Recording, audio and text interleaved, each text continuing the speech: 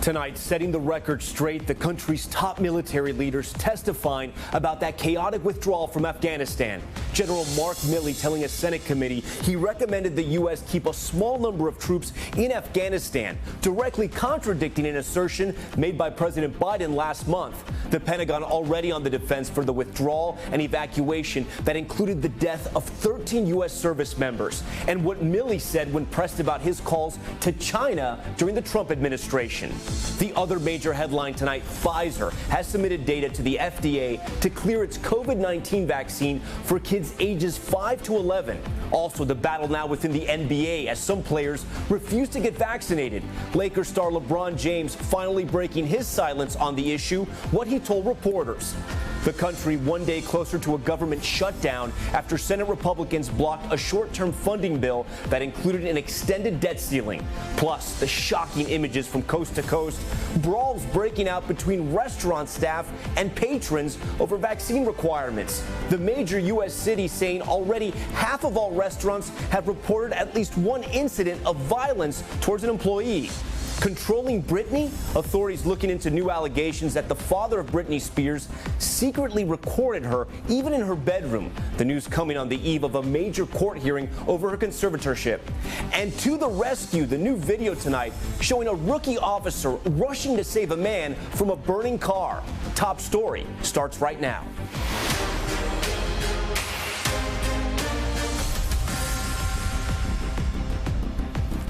Hey, good evening. I'm Tom Llamas. We begin Top Story tonight with the country's top military leaders testifying over the chaotic withdrawal from Afghanistan.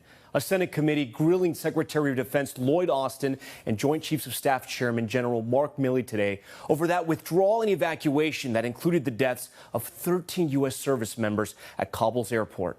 Milley saying for the first time that he recommended the U.S. keep 2,500 troops in Afghanistan even after the August 31st deadline, a direct contradiction to their commander-in-chief, who last month said his advisors did not tell him to leave a small military presence in the country. The leaders also acknowledging they did not expect the rapid fall of the Afghan government and military, but said the Taliban regaining control was a result of the 20-year war, which he called a strategic failure. Milley also addressing his conversations with China during the Trump administration. Let's get right to NBC News Pentagon correspondent Courtney Kube, who leads us off tonight. Tonight, this blunt assessment from the president's top military advisor. Strategically, the war is lost. The enemy's in Kabul. All as Joint Chiefs Chairman General Mark Milley, General Frank McKenzie, and Defense Secretary Lloyd Austin were grilled by Republicans over the chaotic Afghanistan withdrawal. Nobody has resigned. General, I think you should resign. Secretary Austin, I think you should resign. The top brass were also pressed about President Biden's claim that none of his military leaders advised him to keep at least 2,500 troops in Afghanistan to avoid a Taliban takeover. No one said that to me that I can recall. But remarkably today, those military advisors openly contradicting the commander-in-chief. I recommended that we maintain 2,500 troops in Afghanistan. And testifying the president did hear their advice. Did these officer and General Miller's recommendations get to the president personally? Their input was received by the president. Tonight, the White House responding. There were recommendations made by a range of his advisors, something he welcomed. Meanwhile, Milley went further, also contradicting President Biden's assertion that the Afghanistan withdrawal was a, quote, extraordinary success. Would you use the term extraordinary success for what took place in August in Afghanistan? It was a logistical success, but a strategic failure. And he was asked if the rushed exit that left Americans and Afghan allies behind damaged U.S. credibility. I think that damage is one word that could be used, yes. Later, Milley was pressed if he considered resigning because the president disregarded his advice. Why haven't you resigned? The president doesn't have to agree with that advice. Milley also speaking about the outgoing days of the Trump administration when he reportedly told a Chinese general, if we're going to attack, I'm going to call you ahead of time. I am certain that President Trump did not intend to attack the Chinese. My task at that time was to de-escalate. Okay, NBC News Pentagon correspondent Courtney Kube joins us now. Courtney, we also learned some stunning information from that testimony about Milley's conversations with reporters. Yeah, that's right. I mean, under questioning today from Senator Marsha Blackburn of Tennessee, General Milley was forced to admit that he actually had a number of conversations with authors of several recent tell-all books, including Bob Woodward. This is a pretty stunning admission, but he made it under oath.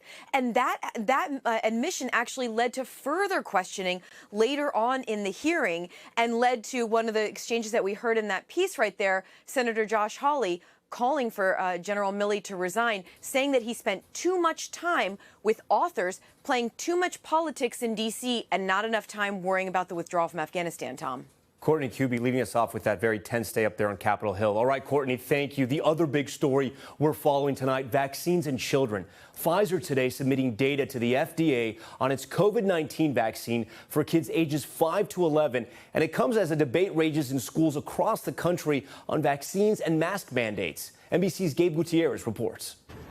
With millions of children now back in classrooms, today Pfizer submitted phase 3 data to the FDA on vaccines for 5 to 11-year-olds, a crucial step toward emergency use authorization. It gives another barrier of protection for the little ones. Pfizer's CEO today with NBC's Craig Melvin, who asked him about even younger children under 5. I believe in a couple of months we should be in a position to have the data and then eventually submit before the end of the year. The 5 to 11-year-old children in Pfizer's trial were given 2 smaller doses of the vaccine than those given to those 12 and older. The company says the smaller doses produced antibody responses that were comparable to those seen in older people who received full doses. The vaccine also caused similar side effects to those seen in adults, including arm soreness and fatigue. Younger children are less apt to be infected, but we all know that there are children who become seriously ill. Perhaps nowhere has the debate over the future of the pandemic been so heated as in schools, where parents and administrators have clashed over mask mandates, bus driver shortages, and vaccine requirements. New York City announced overnight that teachers and staff would have until the end of the week to get vaccinated after a federal appeals court green-lighted the mandate. I think they should get vaccinated. Our kids are in there, and they have to be held accountable. Less than a quarter of Americans still haven't gotten a first shot, but confusion is mounting over who should get a third. The FDA has authorized the Pfizer booster for emergency use for certain Americans. In Charleston, West Virginia, Kitty Frazier got her booster today. Didn't even feel it. Not Pfizer, but Moderna, which the FDA has said can be offered to the immunocompromised. Do you think this whole rollout of the boosters has been a little confusing? Extremely confusing. In fact, when we came in this morning and they said you can't have the Moderna because it has not yet been approved, as has the Pfizer, we got a little bit vexed and thought, well, we wasted a trip down here. But then when we said we were immunocompromised, they said we could have the shot. All right, Gabe joins us now from New York. Gabe, we want to go back to your story. Help clarify this. We heard from that woman, Kitty, who was able to get a Moderna booster. Yeah, that's right, Tom. She did get a Moderna booster. People who are immunocompromised can get a Moderna booster if they've gotten 2 other doses from Moderna. But there are also a lot of questions, Tom, about whether you can mix and match boosters. For example, getting 2 doses of Pfizer and then getting the 3rd shot from Moderna. Well, today we learned that data from a mix and match trial has been submitted to the FDA, but is not yet publicly available. Right now, there's no timeline for that yet.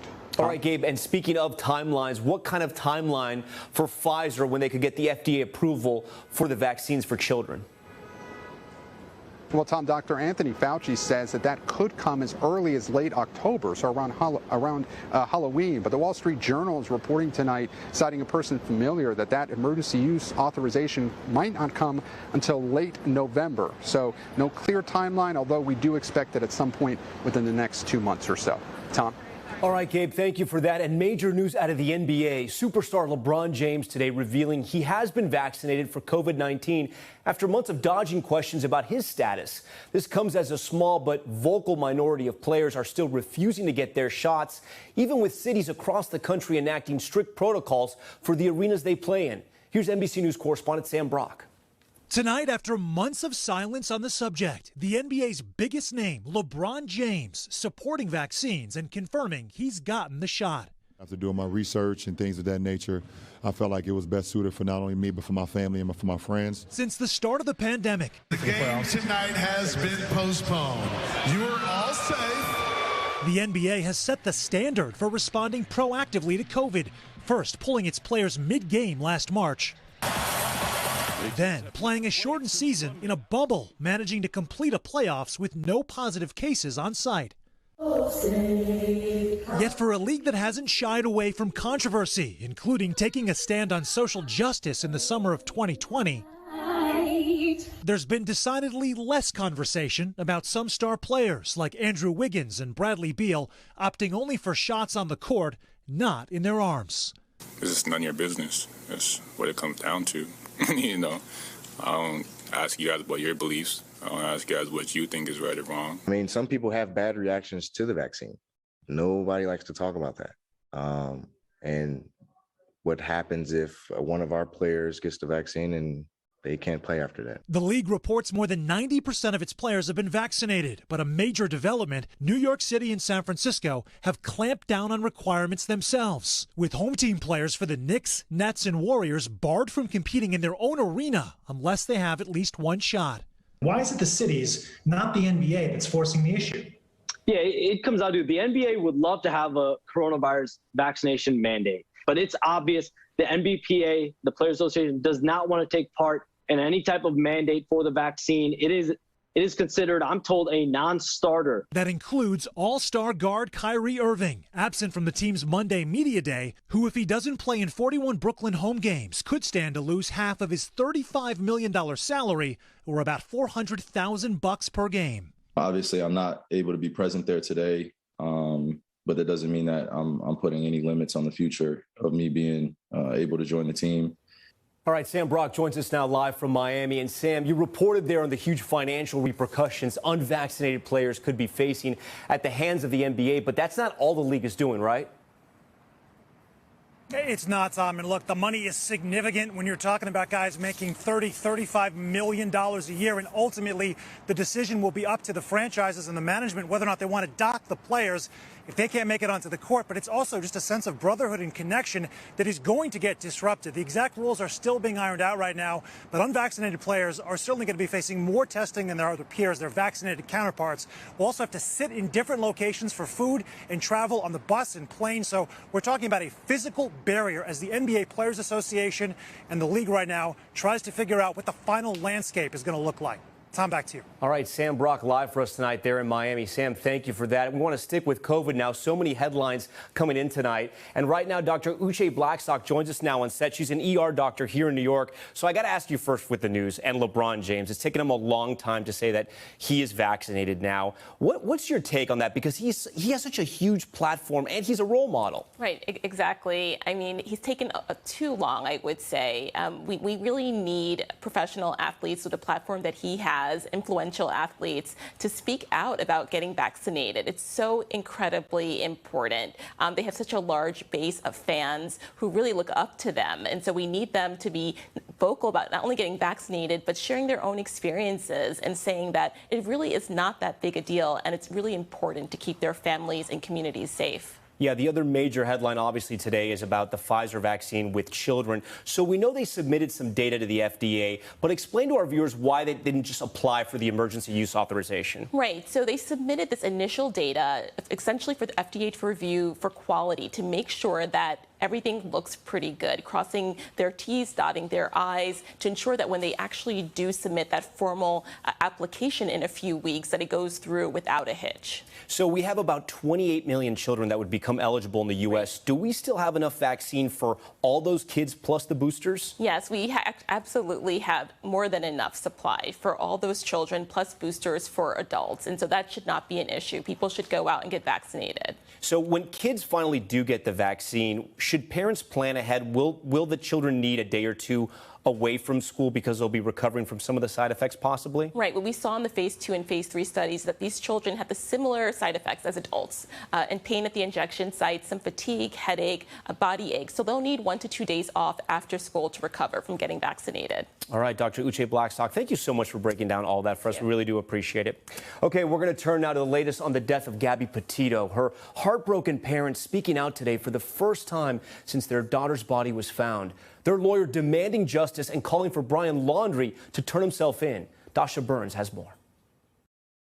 Tonight, Gabby Petito's family speaking for the first time since her body was discovered in a Wyoming campground, demanding justice. What does justice for Gabby look like from here? Justice for Gabby is that we see justice for her homicide. The FBI has classified her death a homicide. They're investigating her death, and we believe through their investigation, we will have justice for Gabby. The Petito's attorney blaming Brian Laundrie's family for not doing more to find him. The search for the person of interest in Gabby's disappearance yielding no results so far. For the Laundrie's silence, the Laundries did not help us find Gabby. They're sure as not going to help us find Brian. For Brian, we're asking you to turn yourself in to the FBI or the nearest law enforcement agency.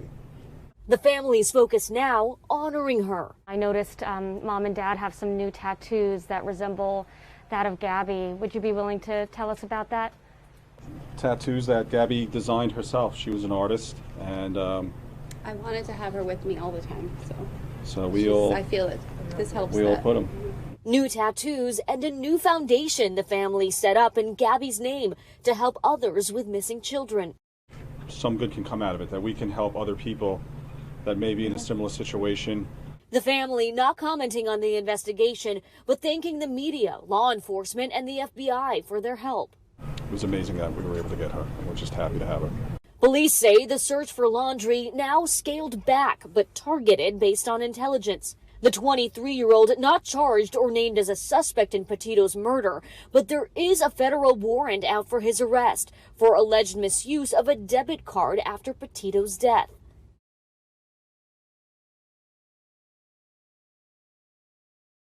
Dasha Burns joins us now from Gabby's hometown of Blue Point, New York. Dasha, you were there in the room with the Petito family. What's your sense of them, and what do they ultimately want right now? Well, Tom, they're clearly grieving, and what they really want is justice for Gabby, and they want her light to live on. They said they don't want it to dim, which is why they started a foundation in her name. And the memorials, like the one I'm standing in front of, they say they are so grateful for the attention of the public, of the media, of law enforcement. And their message was that they hope that the same attention is given to other missing children. They really want that to be part of Gabby's legacy, Tom. Turn now to that deadly Amtrak derailment in Montana. With speed and weather unlikely factors, investigators are now focusing on the rails and hoping critical pieces of evidence can help them figure out what happened. NBC's Miguel Almaguer is in Joplin, Montana. My God. While clues lie in the wreckage, tonight there is increased focus on the rails. Did the tracks, their maintenance, or perhaps human error along the route play a critical role in the deadly derailment? Amtrak's black box, similar to this one in 2013, will include critical data like braking. And now front-facing cameras, like the one seen here, will show the moments just before the train left the tracks, frame by frame. The focus is on the track itself and on the first wheel of the Amtrak train that derailed. With several of the toppled cars just off the tracks, this rural Montana rail line has reopened. The company that maintains the tracks says they're regularly inspected. The train's destroyed down there. With passengers possibly ejected during Saturday's accident, almost all of the first responders that arrived were volunteers. Trevor Fosen was driving to a wedding and was the first person on scene. Some were stunned beyond belief, like they just couldn't believe what had happened. With dozens injured, 3 lost their lives. Don and Marjorie Varnado were celebrating their 50th wedding anniversary, telling friends this would be the trip of a lifetime. They're still together, living the rest of their life, so it is a trip of a lifetime. Tonight, the tragedy and the mystery, but no answers that will ease the heartbreak. Miguel Almaguer, NBC News, Joplin, Montana. All right, we thank Miguel for that report. To politics now in the shutdown stalemate. Congress racing against a deadline to keep the government open as Democrats scramble to find a way to pass two key elements of President Biden's agenda. NBC News senior Capitol correspondent Garrett Haake has the latest. Tonight, Democrats facing delays, divisions, and tough decisions as they struggle among themselves over moving the president's agenda forward. Speaker Pelosi planning a Thursday vote on the $1 trillion bipartisan infrastructure bill. I urge a strong bipartisan support for this legislation. But progressive Democrats say they'll oppose that bill without a deal to advance Democrats' $3.5 trillion social and climate policy bill, too. Look, the agreement from the very beginning, and we've been talking about this for months now, is there is one big package. But the Senate's two most conservative Democrats haven't signed off on the larger bill, each meeting privately with President Biden today. Progressives think you're dragging your feet, Senator. Everybody has their own opinion, right? Congress also faces a Thursday deadline to fund the government or stumble into a shutdown. Republicans blocked a vote last night demanding Democrats take sole responsibility for also lifting the nation's debt limit. Democrats will not get bipartisan help borrowing money so they can immediately blow historic sums on a partisan taxing and spending spree. All right, Garrett Haake joins us now from Capitol Hill. Garrett, as you just laid out there are currently 3 deals lawmakers are grappling with, including infrastructure and keeping the government running. Real simple, where is the president in all of this? One of his arguments during the campaign was he can reach across the aisle. And how likely is it that the government shuts down? On infrastructure, the president's been involved mostly behind the scenes. Even progressives say that's how he can be most helpful, using his relationships within the Senate. On funding the government, he probably won't be needed. It's likely we'll get a short-term solution on that plan before the end of the week. As for the debt ceiling, that crisis is still almost 3 weeks from needing to be solved, Tom. So we expect to see the president get more involved, but there's bigger issues they've got to solve in the shorter term before he can even get started dealing with the debt ceiling. Garrett Haake covering the battle up on Capitol Hill for us tonight. Garrett, thank you. Also watching Washington this week, Wall Street, the Dow tumbling more than 500 points and the tech-heavy NASDAQ having its worst day since March. So what's going on? CNBC's Christina Partsinevelos joins us now. Christina, kind of walk us through the day and tell us what happened. Well, like you mentioned, you are seeing a downward trend across all indices. So you've got the Dow down 1.5%. You've got the S&P 500 down 2%, and the NASDAQ, like you said, which is a lot of technology stocks, down 3%. So overall, what we're seeing today is major tech companies like Microsoft, Amazon, falling well more over 2% lower. And a lot of that has to do with rising Treasury yields. So there's this widespread thinking on Wall Street that the Federal Reserve, our central bank, is going to reduce its bond purchases. So that process is known as tapering. And that means if they're not going to be buying bonds, the demand is going to decrease, and that's going to lower the prices because no one's buying up these bonds. And that pushes up the yields, which moves in the opposite direction. When yields are higher, that makes debt more expensive. And so for companies, when you start to see debt getting more expensive, a lot of investors worry, things are going to be way too expensive. So that's why they start selling off. And that's exactly what we saw today. And Christina, overall the last 2 weeks, we've seen some ups and downs. But for the most part, 2021 has been relatively calm. But you want to let our viewers know, don't think it's going to stay that way.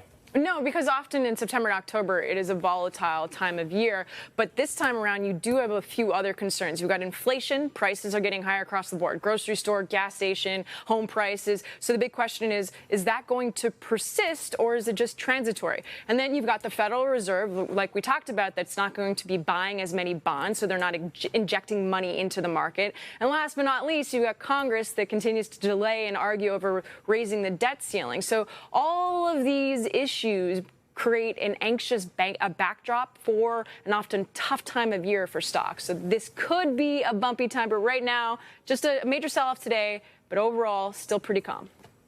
Christina, thanks so much for that. Still ahead on top story tonight. The suspected cop killer in custody. The former Marine arrested today after 5 days on the run, where they found him hiding and how the county sheriff described it.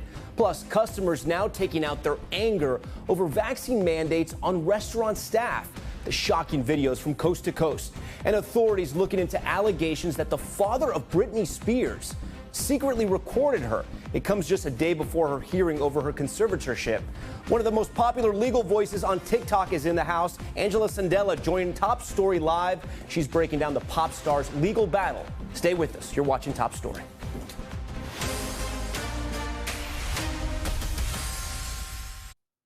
Back now with new details in the Britney Spears conservatorship case. Authorities now looking into claims made by a former member of Spears' security team who says Spears' father monitored all of Britney's calls and text messages and even recorded her in her bedroom. Emily Akita reports.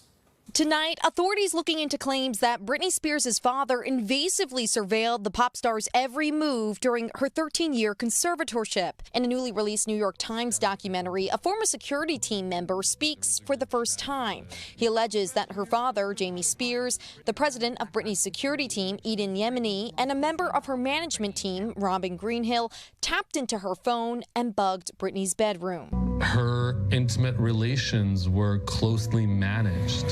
How you doing, Brit?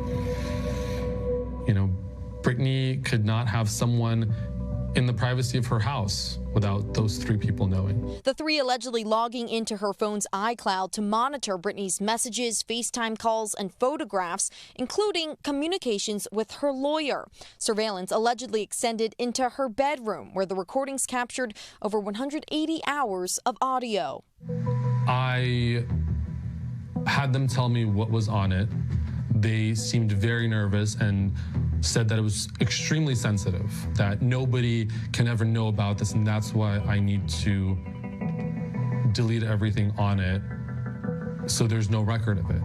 Jamie's attorney insisting he operated within the parameters set by the court. His lawyer responding his actions were done with the knowledge and consent of Britney, her court-appointed attorney, and/or the court. His counterparts also releasing statements taking issue with the documentary. The stunning allegations come just ahead of a critical court hearing tomorrow. Britney's lawyer filing another motion this week after the secret recording accusations came to light, demanding once again her father's immediate removal as conservator, calling Jamie's alleged actions an unconscionable and disgraceful violation of her privacy rights, adding Mr. Spears has crossed unfathomable lines. Such behavior, legal experts say, could land Britney's father in hot water, especially in California. Because California is a two-party consent state, what does that mean for Jamie Spears? Could he be in legal trouble? Yes, he could definitely be in legal trouble because there are criminal penalties for invading people's privacy in this manner. If he has a judge's order, then he's not in legal trouble. But if he doesn't, he's got a problem. All right, Emily Akita joins us now live from Los Angeles. And Emily, with the surge in coverage of this case, and it really is getting so much attention right now, has Britney reacted at all? Well, Tom, in an Instagram post to her 32 million followers, Britney wrote she watched a little bit of the last documentary and scratched her head a couple of times, adding she really tries to disassociate herself from the drama. It's not exactly clear which documentary she's critiquing. There have been multiple, and some fans are skeptical Britney was even the one who posted the caption, given the new allegations around her stringent surveillance. Tom? All right, Emily Akita for us live tonight in Los Angeles. Emily, thank you. So many questions here. Joining us now on set for some legal analysis ahead of tomorrow's hearing. One of the most popular legal voices right now on TikTok, Angela Sandella. You may know her as @TheLawyerAngela. So, Angela, welcome to Top Story. First off, my first question to you is, so there's all this news being reported on this case. There's the documentaries. How much of that will weigh the judge's decision? Will he be looking at this? Because there's two questions at hand. One, are we going to end this conservatorship? And how do we replace Jamie Spears? So judges aren't necessarily going to be listening to all of this gossip, but what I do think is important is that all of this scrutiny will deeply affect Britney and Jamie and how they react. So in these cases, the judges really care what Britney's opinion is. And if Britney is empowered by all of these crazy new allegations that have come out about what the security team has been doing, and if she feels like she's going to now call into the court and be like, please free me, like my people say, that is what is going to sway the judge. And similarly with her father, Jamie, he also has pulled back from the conservatorship largely because of the public, because he does not want the scrutiny into his finances, into his past, into any of it. So whereas it might not really affect the judge's decision directly, it will affect the entire process. So we know the Free Britney movement has only gotten bigger and stronger over the years, especially with these documentaries. You know, ultimately, Britney wants this conservatorship to end. It's been 13 years so far. But how hard will it be for her legal team to sort of clear this hurdle?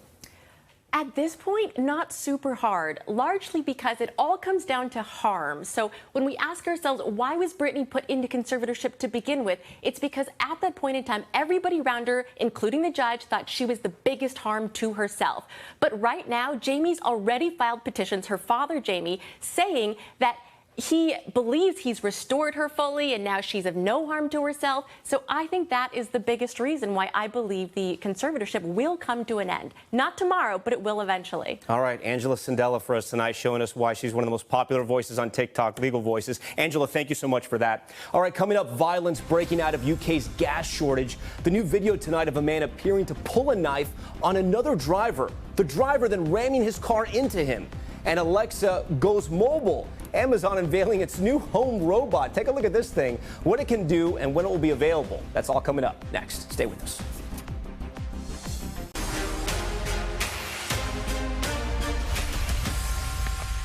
Back now with Top Stories newsfeed, a roundup of what's making headlines across the country, and an update tonight from Florida. Authorities have arrested the former Marine accused of killing a sheriff's deputy. Authorities in Nassau County, Florida, declaring we got our man today after taking Patrick McDowell into custody after 5 days on the run. The sheriff saying he was found hiding near a bathroom and a concession stand at a ballpark. He came out of the bathrooms, had him get down on the ground and crawl. He crawled like a baby, like the coward he is. And authorities used the fallen officer's handcuffs to arrest McDowell. He was transported to the hospital in custody. Next to the fiery rescue caught on camera, video captured from a fire truck captured the moment a police officer ran to a burning car on a highway and pulled the man out of the driver's seat. The officer, who has only been on the job for about 8 months, says the heat was so intense, get this, his shoes were melted to the floorboard. The victim was taken to the hospital and is expected to survive. After years of delays, former President Obama broke ground on his presidential center. The Obamas in Chicago for the ceremony today. The Lakefront Park on the city's south side will also feature Obama's presidential library, a museum, and activities area. The more than $800 million project was delayed over legal battles, gentrification concerns, and a federal review. And Amazon has unveiled its first home robot. Take a look. Astro will be on wheels and powered by the company's Alexa technology. The remote-controlled bot will be able to check on pets, people, and home security, and will send a notification to owners if it detects something unusual. It also includes a camera. The robot will retail for about $1,000 and is expected to ship later this year. Okay, throwing punches and verbal tirades. We've seen those wild videos of unruly airline passengers, but now we're seeing those acts of rage on the ground. Adult tantrums, spitting at workers, starting brawls from restaurants to supermarkets. Von Hilliard has more. Rageful Americans, tired of masking their emotions, You can be treated like a sick person. are popping up from restaurants to grocery stores. A brawl this month in Manhattan captured in this footage. Angry patrons physically confronting a restaurant hostess. Dispute over vaccination status, at least one of the sparks. But it's just one incident of many. Are there quite literally more angry people right now?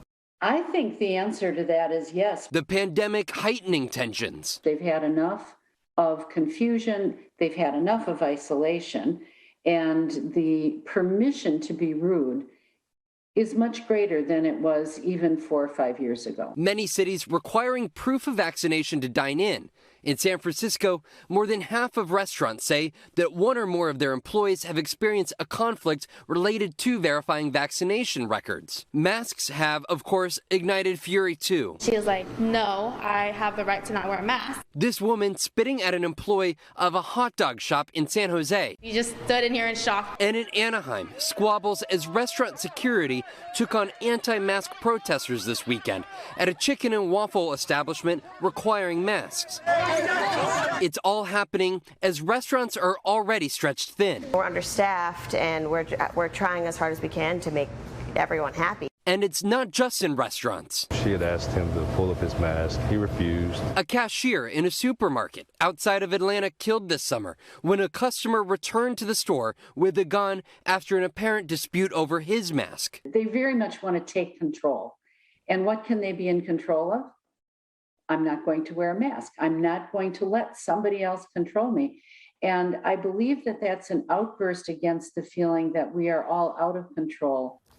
All right, a lot of wild incidents out there, a lot of those wild videos as well. So, Vaughn, you spoke with the National Restaurant Association. They actually have advice for customers who may see this happening and don't want to get caught up in the violence. Exactly. These restaurants, they've seen an 8% drop-off in workers since before the pandemic here. You're talking about restaurants that are understaffed and now in the middle of mask standoffs. And that psychologist you heard from, Margaret, she said, look, if you're one of those bystanders in a situation like this, do not add to the aggression, but simply be as calming of a presence as you can be. So essentially try to diffuse the situation. Be there for that person who is targeted in a situation like this, and whatever you do, do not become a part of the outrage. Yeah, very good advice. All right, Vaughn Hilliard, thanks so much. Great to have you here. All right, now to top stories, Global Watch, a look at what's making headlines around the world. And in the UK, tensions boiling over amid a gas crisis. Take a look at this. New cell phone video shows a man pulling what appears to be a knife on another driver as they waited online at a gas station in London. That driver then ramming the man with his car, throwing him onto the hood. Police say they are looking for everyone involved in this case. The criminal investigation into an explosion at an apartment building in Sweden. The early morning blast injuring 16 people, 4 critically. Police now investigating whether it started deliberately, with local reports saying one of the residents is a police officer who recently testified in a major gang trial. And a group of Cuban and Haitian migrants rescued after getting tricked by coyotes. New video showing authorities loading the 79 migrants, including 14 children, into cars after they were abandoned in Guatemala. The migrants reportedly paying $100 each for transportation to Mexico. All right, let's turn to the Americas, where we're going to focus on stories from the U.S. and Latin America. Tonight, a look at a grim report showing last year was the deadliest for environmental activists around the world, with a majority of the murders taking place in Central and South America. Priscilla Thompson has more.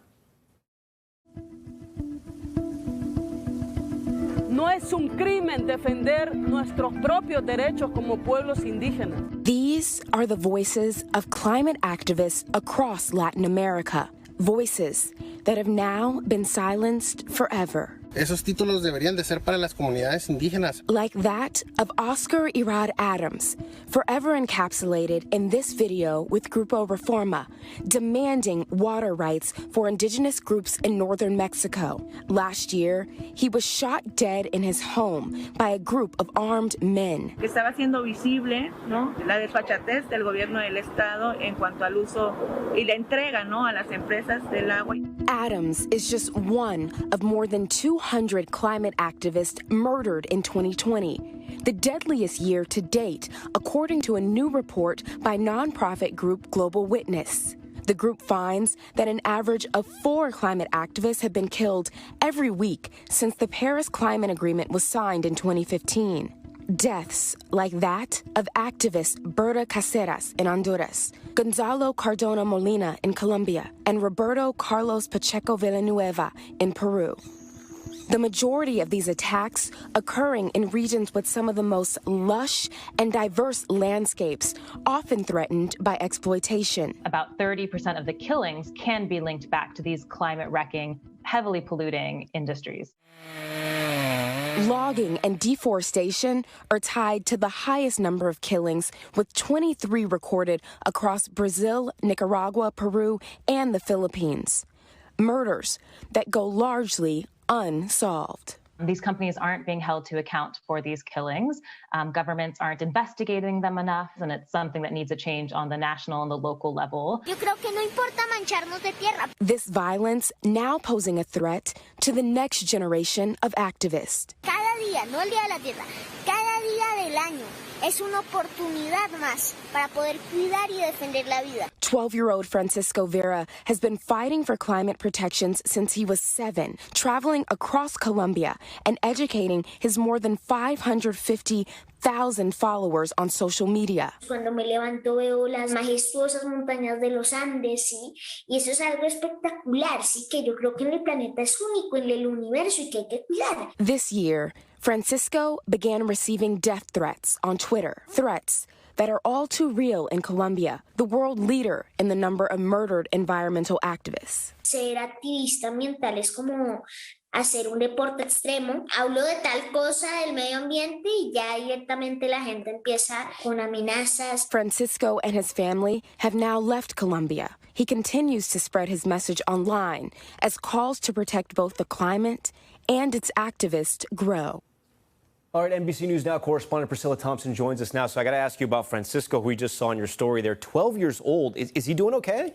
Francisco's doing fine. He's continuing his activism. But, you know, his mom says that when these threats first started happening, she reported them to the government and they didn't act quickly enough. Although they did eventually act, assigning him a bodyguard. But the family has now left the country of Colombia. They did that for the peace and the tranquility of the family. They're in an undisclosed country that they don't want to share publicly. But he is continuing his activism even as he continues to face those threats. So many murders in a case in a story that's really not covered. And you have to imagine that this activism is done in very remote places of the world. Is there any way to protect these activists?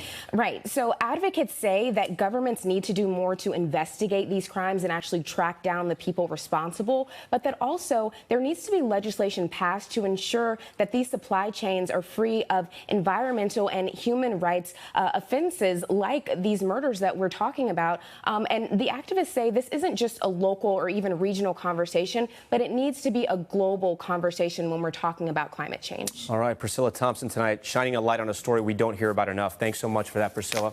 Still ahead, Chicago on Edge, the new initiative highlighting just how bad the city's violence has become. And later, Bond is back, the long-awaited premiere of No Time to Die, and the royal farewell to Daniel Craig's James Bond. Stay with us. All right, we're back now looking at the harsh realities of increased murders in the U.S. There's a new program city leaders in Chicago hope will save lives, but is it just a sign of just how chronic gun violence is? Here's NBC's Shaquille Brewster. Violent weekend in Chicago. A woman was fatally shot while driving in the North Austin neighborhood. If you want to get a sense of how persistent gun violence is in Chicago, look no further than this new measure to stop the bleeding. It's just another layer of security and protection. This month, Chicago began installing bleeding control kits around the city, equipped to treat gunshot wounds before paramedics arrive. Each of the kits contain enough supplies to treat up to 8 victims. The city started installing 426 of them in hundreds of city-owned buildings, including libraries and City Hall. NBC Chicago, reporting the city's Office of Emergency Management and Communication, says parks and metro stops will likely be next. So it's basically to stop the bleed. A flyer for the city's program notes the kits can help treat, quote, falls, penetrating injuries, gunshot wounds, and more. The move, just the latest sign of how local governments are reacting to a nationwide rise in shootings last year. The FBI revealed this week that murders jumped 29% in 2020 compared to the year before, the biggest yearly increase since the agency began tracking the data 6 decades ago. Overall, the rate of murders is still lower than in the 1990s. Back in Chicago, we have a common enemy. It's the guns and the gangs. The city has seen more than 600 murders so far this year, according to the police department, on pace with last year's surge. It's hard to put in words the loss that we're feeling. Including 8 just last weekend. We're living in different times, and we're doing our best to adapt to the environment that we're living in. Shaquille Brewster joins us now from Chicago. Shaq, I have 2 questions for you on these new kits. The first, who exactly is paying for them? The city is paying for them. They're paying about $500 a piece for these kits through help from a federal grant program under the Department of Homeland Security. Now, that program is designed to help cities prepare for things like terrorism and other disasters. You have city officials saying they hope to never have to use these kits, and they see them as a preventative measure at this point. Right, and since you're a resident of Chicago, I sort of want to ask you about these gunshot wound kits because they seem to be the short-term solution to a much bigger problem. We heard that emergency management official in your story there saying we're living in different times, but the scene of that and just the way they look and having them up in buildings, it just sort of looks and feels like we've entered a much different era. Yeah, Tom, I'll tell you, there's deep frustration with the situation here in Chicago. I mean, even just yesterday, you had 5 people killed, 9 people wounded in shootings. So there's a deep frustration with the existence of the problem that these shootings continue. And there's also an understanding and a deep frustration with the idea that there is no clear solution to the problem. So that's what the city is coming in with these kits. Hopefully it will lead to fewer people dying, but it really doesn't address the root problem, which is the existence of these consistent shootings. Tom?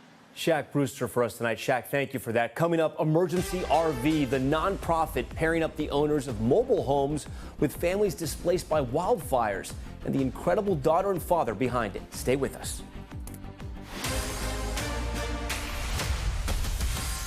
Next tonight, Bond is back. The long-delayed and highly anticipated world premiere of No Time to Die in London today. 2 generations of the royal family joining celebrities at the UK's most high-profile red carpet since the start of the pandemic. The latest James Bond film will be Daniel Craig's last, as 007, the coronavirus delaying the premiere 3 times over 18 months. And finally, as wildfires rage in the West, we want to introduce you to a father and daughter who are extending a lifeline to so many families in need. Flames from the Dixie Fire have been relentless for months. Nearly 1 million acres across Northern California now gone. Entire towns like the city of Greenville turned to ashes.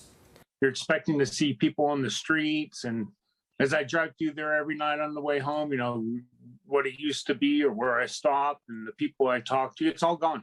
It's a wasteland. Firefighter George Wally had lived here for 6 years. In August, after being on the front lines of the fire, he came home to this. You know, it's something you'll never get used to, ever. But then, from the ashes came this hope. Woody Faircloth and his daughter Luna, a father-daughter duo from Denver. They're the masterminds behind Emergency RV, a nonprofit that pairs individuals who want to donate their campers to families displaced by wildfires. That feeling to provide something as basic, it's just a basic human need, shelter. Got it. To provide that to someone, particularly a stranger who's not expecting it, it's absolutely life-changing. So Luna and I just picked up this motorhome. A journey that began in 2018 when they got the idea to raise money for an RV and deliver it to a family affected by the wildfires that destroyed the town of Paradise. And I just immediately turned to Luna and I said, Luna, what do you think about getting an RV, driving it to California, and giving it to a family who lost their home in the fire, so they have a place to go home for Thanksgiving? And she smiled at me and she said, God and Santa Claus are going to be very proud of us. And so when she said that, it was on. Since then, they've delivered more than 90 RVs, and donations keep pouring in. This is like a pantry drawer. Tonight, Wally says he has a home, a lifeline donated by a retired Navy pilot more than 400 miles away. I was speechless. I couldn't believe that there was people who do that for me. For Woody, the work is far from over. It's really scary what's happening in the West right now with fires. They're awful. And so, yeah, we think there's a real need here, and we're going to continue to provide this service to people who need it. Woody and Luna doing some great work out there. Thanks so much for watching Top Story tonight. I'm Tom Llamas in New York. I hope to see you back here tomorrow. Good night.